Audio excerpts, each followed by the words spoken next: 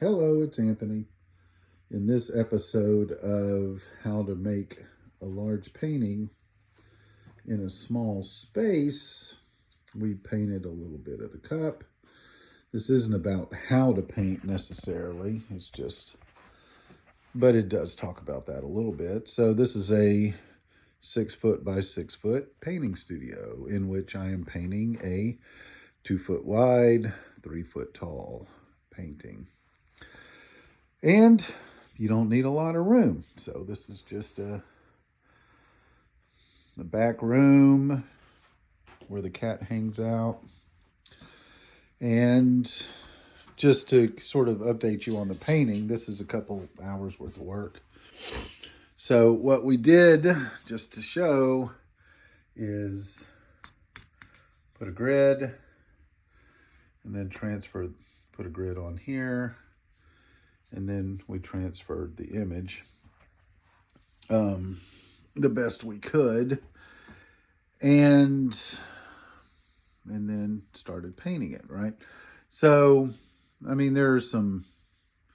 If you look on here, you can see see these little color splotches. See this? That looks out of place. These are spots where I was testing to see. Here's my palette. I just have a little piece of plastic on top of it. These are Mark Carter oil paints, and I don't know if this is the right way to do it. I really not that concerned about it. I can always just scrape it. I'm only using half the palette anyway. And this only uses 4 colors. It uses ultramarine blue and a yellow. Which yellow does it use? Bismuth yellow, titanium white, rubine red, and burnt sienna. That's it. It's just 4 colors, and then I just mix and touch and mix and touch and mix and touch. I generally will keep 3 or 4 brushes active. One will be more for light colors. One will be that I use to mix my own. I mix my own black. It's just nothing but ultramarine blue and burnt sienna. So, and then I don't clean brushes. I'll just wipe off the paint if I need to change colors, and then load the brush with a different color. And you can see where that right here, it's still wet. We still have wet spots on here. Anyway, and then so at the end of my painting session for this particular one, and I'm not some sort of painter, so don't follow my methods for doing any of this, but I just wipe the paint off the brush. I'll just have a little bit of the same oil that's used as the base for the paint, and then I'll just wipe my brush off and dip it in that oil, and then just set it aside. I'm fairly messy when I work. The oil that I use is just this Geneva brush dip. And then when I come back to it, I'll just, wipe that off, and then go back to this. If I feel like my palette's gotten too messy, I'll just scrape some of it off and do some more things. But anyway, let's get back to the painting real quick. So, from the other side of the room, we get an idea of, kind of what the painting looks like. I'm going to turn this lamp off because it creates a lot of glare.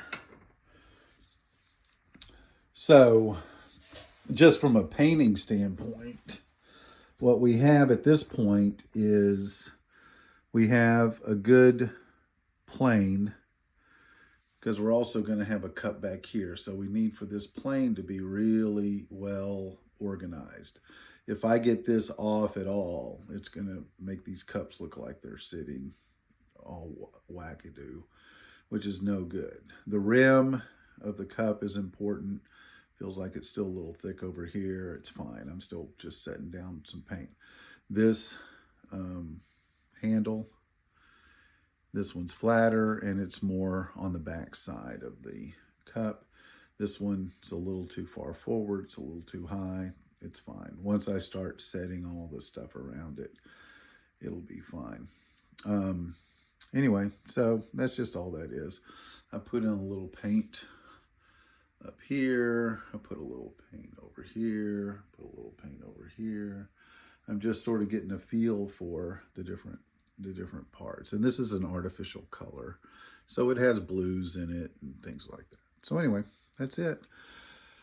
I'll probably paint on it a little bit tomorrow evening, and then normally I would finish this on Tuesday, but I'm going out of town, but I'll finish it before the week's over. And then there'll be a painting, right? So it's if you want to know how to paint like this, not that I'm any particular great example of it, it's Mark Carter's Draw Mix Paint on YouTube. You can watch everything he's ever taught is on YouTube. And if you follow it, you can go to his website, and he doesn't charge for anything. He sells these paints, which I like because you can do them indoors. You're not using a bunch of solvents. It's a very clean, very straightforward kind of oil paint that still stays loose and open for a long time so you can get your work done.